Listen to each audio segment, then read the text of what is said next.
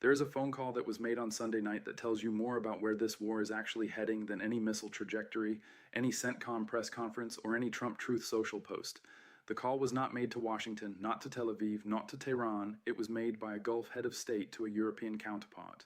And the message, according to officials briefed on the conversation, was not about military coordination or intelligence sharing or interceptor resupply. The message was 4 words stripped of all diplomatic language. Get Trump to stop. Our cities are burning, our missiles are running out, our tourists are gone, our airports are closed, our energy sectors are shut, and every hour this continues, we lose another decade of economic development we cannot replace. This is the gap that defines Day 4 of Operation Epic Fury. In public, Gulf states issued a joint statement vowing to stand united in defense of their citizens, sovereignty, and territory. In private, those same governments are frantically calling European and Russian intermediaries, begging someone, anyone, to pressure Washington to halt the operation. Stand united in public. Privately beg Europe and Russia to stop Trump. That contradiction is the most honest description of the Gulf's strategic position right now. These governments cannot publicly break with America because American bases are the only thing standing between their territories and whatever comes next from Tehran. But they cannot keep absorbing Iranian missile strikes indefinitely either, because their own Patriot batteries are running out of interceptors, their own populations are panicking, and their own economies, as built on decades of projecting calm, safety, and stability, are being destroyed in real time. As one analyst at the Asia Group put it bluntly, years of detente building with the Gulf may be over. 5 years, billions of dollars, enormous diplomatic capital. Saudi Arabia, Qatar, the UAE, and Bahrain spent all of it building working relationships with Tehran, trade links, diplomatic channels, back-channel communications that gave them a buffer against exactly the confrontation now consuming their cities. All of it is now destroyed, not because Iran attacked first, because America launched from their soil and Iran treated them as co-belligerents. And now, with those relationships burned and their interceptor stocks depleting and their economies shutting down, the Gulf states are making the only phone call left available to them, to the Europeans, to the Russians, asking someone to stop Trump before the next wave arrives. Russia's foreign ministry called it particularly reprehensible that the strikes were conducted under the cover of ongoing nuclear negotiations. Dmitry Medvedev went further, accusing the United States of using diplomatic talks with Iran as cover for military operations. That is not a fringe accusation. That is the Kremlin's formal diplomatic position. And when Gulf states are privately asking Russia to intervene diplomatically to stop Trump, they are implicitly acknowledging that Russia's characterization is closer to their private view than America's victory narrative. The private phone calls are all going to Moscow and Brussels and Paris, not to Washington. Now ask the question the Gulf's lobbying campaign is built around, a question so structurally clean that once you see it, you cannot unsee it. If America's military bases had not been in the Gulf, could America have launched this operation? The answer is documented.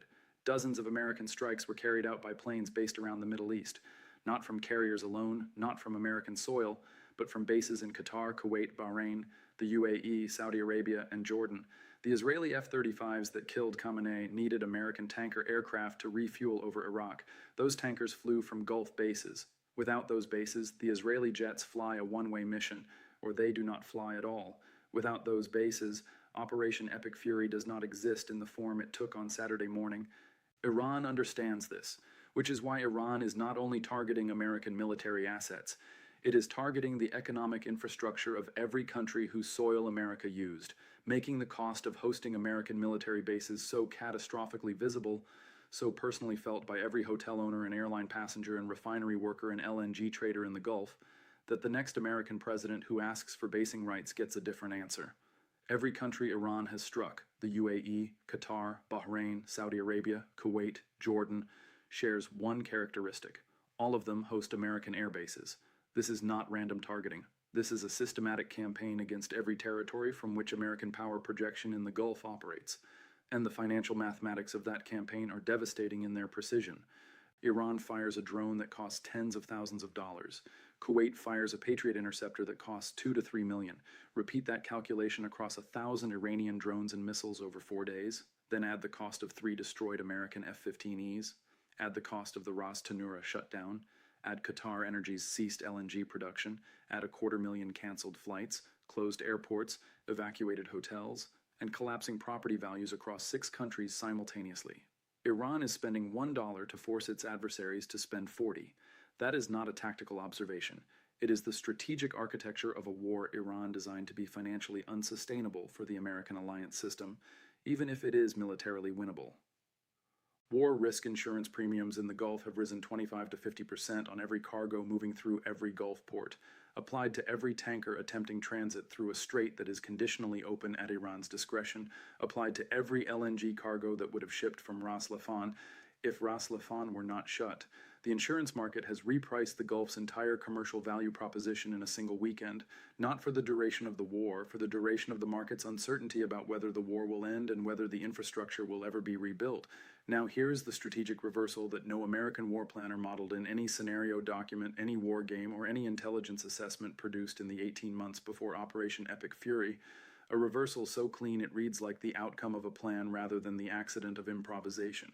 Europe is going to Russia for gas, not in the abstract, not as a theoretical scenario, in the specific, operational, emergency purchase sense.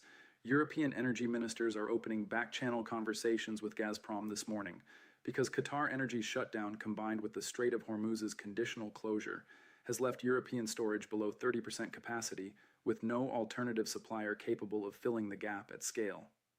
The only country with pipeline infrastructure connecting directly to European markets at sufficient volume to replace Qatari LNG is Russia, and Russia is selling. Every European government that spent 3 years deliberately building LNG relationships with Qatar, specifically to escape dependence on Russian gas, now faces the same choice it faced in February 2022. Buy Russian gas or tell your population to freeze. In 2022, Europe chose principle over comfort and accepted the economic pain. In 2026, with gas prices already 50% higher in a single morning and Qatar Energy's shutdown carrying no announced timeline for resolution, the political calculus is different.